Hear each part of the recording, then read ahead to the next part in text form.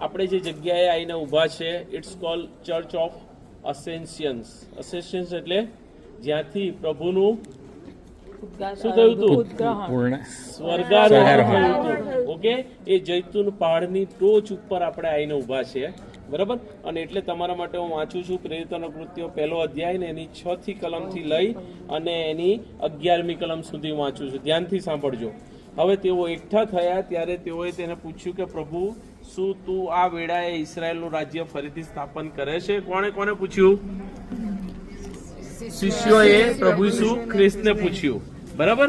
અને પછી તેણે એટલે કે પ્રભુ ઈસુ ખ્રિસ્તે તેઓને કહ્યું કે જે કાળ તથા સમય બાપે પોતાના અખત્યારમાં રાખ્યો છે તે જાણવાનું તમારું કામ નથી, બરાબર.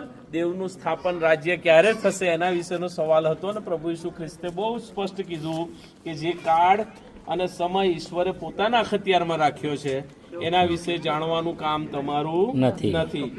8મી કલમ બહુ જાણીતી કલમ, પ્રેરિતોના કૃત્ય 1લો અધ્યાય ને 8મી કલમ. પણ પવિત્ર આત્મા તમારા પર આવશે ત્યારે તમે શું કરશો? સામર્થ્ય પામશો અને યહૂદિયામાં, યરૂશાલેમમાં, સમરૂનમાં તથા પૃથ્વીના છેડા સુધી તમે મારા સાક્ષી બનશો, સાક્ષી થશો. ફરીથી વાંચું છું. પણ પવિત્ર આત્મા તમારા પર આવશે ત્યારે તમે શું પામશો? સામર્થ્ય પામશો.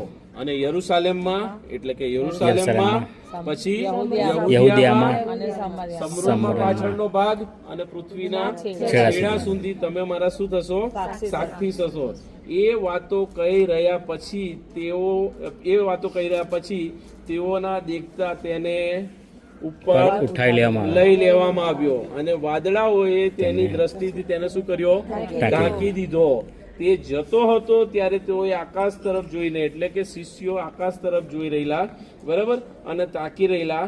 એવામાં ઉજળા વસ્ત્ર પહેરેલા 2 પુરુષ તેઓની સામે આવીને ઉભા રહ્યા અને તેઓએ તેને કહ્યું કે ગાલિલના માણસો, કારણ કે બધા જ ગાલિલના હતા, ખાલી એક જ યરૂશાલેમનો હતો શિષ્યોમાંનો, બરાબર. એટલે કે જે ગાલિલના માણસો, તમે આકાશ તરફ જોઈ કેમ રહ્યા છો અને ઊભા છો? એ જ ઈસુ જેને તમારી પાસેથી આકાશમાં લઈ લેવામાં આવે છે, જેમ તમે તેને આકાશમાં જતા જોયો છો તેમ જ તે પાછો આવશે, બરાબર. આ પ્રેરિતોના કૃત્યો 1લો અધ્યાય અને એની 6થી 11મી કલમનું વર્ણન છે. અને તમે હું જાણીએ છીએ જકારિયા પ્રબોધક પણ કહે છે કે ફરી પાછો આવશે.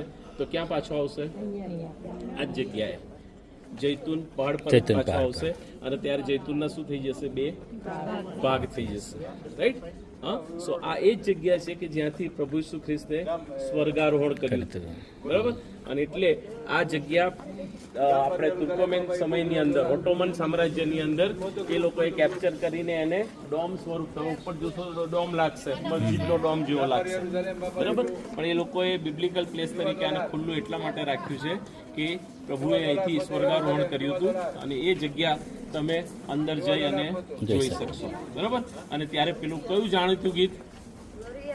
જૈતુન વાળા ડુંગરે 11 ચેલા મળ્યા, બરાબર. આપણે શાંતિથી અંદર જઈશું અને પછી ગાતા ગાતા ફોટોસ પાડીશું અને પછી આપણે બહાર આવીશું.